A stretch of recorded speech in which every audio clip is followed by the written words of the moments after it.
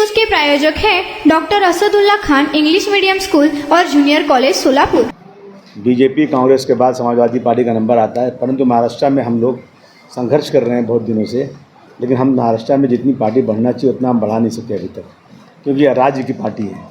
हमारी कोशिश है कि हम लोग समाजवादी पार्टी को नेशनल पार्टी बनाएं। आज प्रॉब्लम ये बहुत बड़ा देश में कि 2014 के बाद से देश में जो कर्ज था, पहले 1947 से 2014 तक जो कर्ज था 55 लाख करोड़ रुपया, अब वो हो गया 3 गुना ज़्यादा। देश कर्ज से डूबा जा रहा है, हमें हर साल उसका इंटरेस्ट भरना पड़ता है।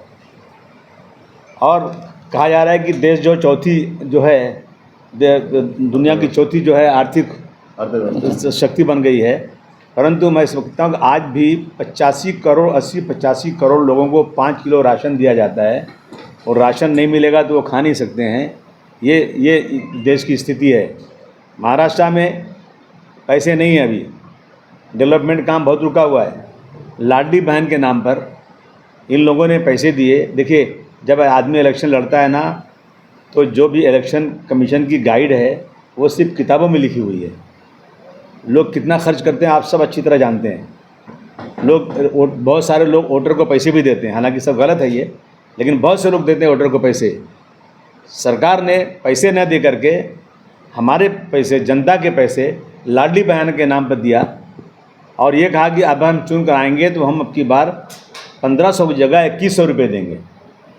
और चुन के आने के बाद आप कह रहे हैं कि बहुत सारे 8-9 लाख लोगों ने गलत लिया है, उन पर कार्रवाई होगी, और अब 500 रुपया देंगे लाडली बहना के नाम पर। अभी हम बजट के लिए बात करते हैं तो बोले पैसे ही नहीं है, पैसे ख़त्म हो गए हैं।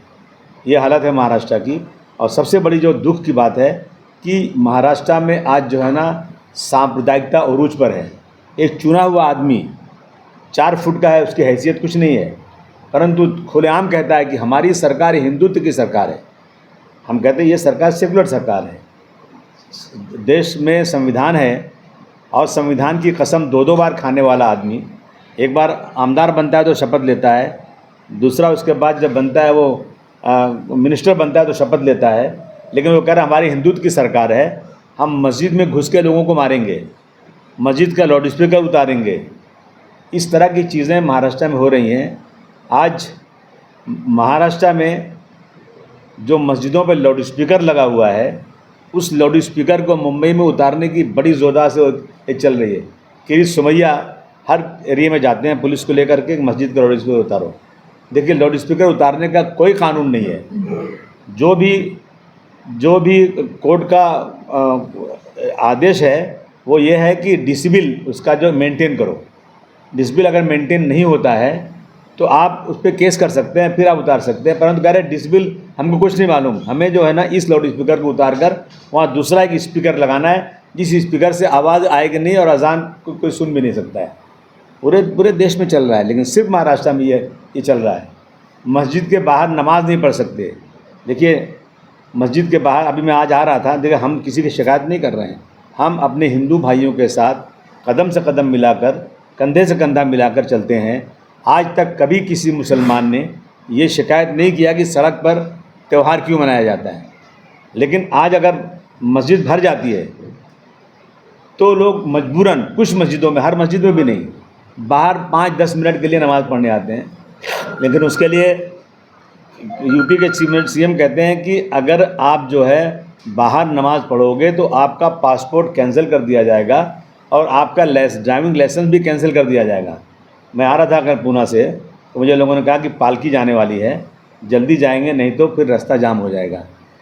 रास्ता जाम हो रहा है, हमने कभी मना नहीं किया, लेकिन हमारी मस्जिद, हमारी नमाज के लिए, यानी ये जानबूझ करके ना इस देश में मुसलमानों के लिए ज़मीन तंग की जा रही है। वक्फ की ज़मीनें हमारी हड़पने का पूरा इरादा हो रहा है। जो 4-4, 5-500 सालों से मस्जिदें बनी हैं, कब्रिस्तान है, दरगाहें हैं, उन दरगाहों पर नज़र इनकी, उसको तोड़ करके सरकारी ज़मीन बनाकर उसको बेचने का सरकार का इरादा है।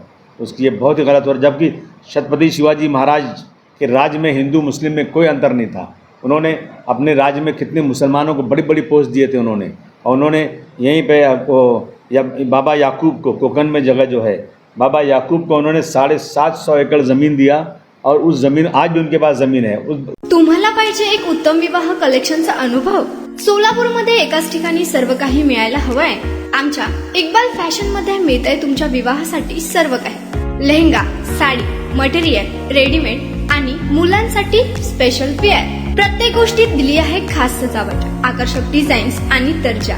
आश्चर्यकारक डिझाईन्स आणि कस्टमायझेशन सह तुमच्या लग्नाचा दिवस खास बनवा. आणि हो, आमचं मोठं कलेक्शन तुमच्या सर्व गरजा पूर्ण करेल. आकर्षक रंग आणि स्टायलिश डिझाईन्स फक्त इक्बाल फॅशन मध्ये. इक्बाल फॅशन सोलापूरचा अग्रगण्य विवाहासाठीच्या कलेक्शनसाठी आणि तुमच्या सुंदर दिवशी आणा इक्बाल फॅशनचा स्पर्श.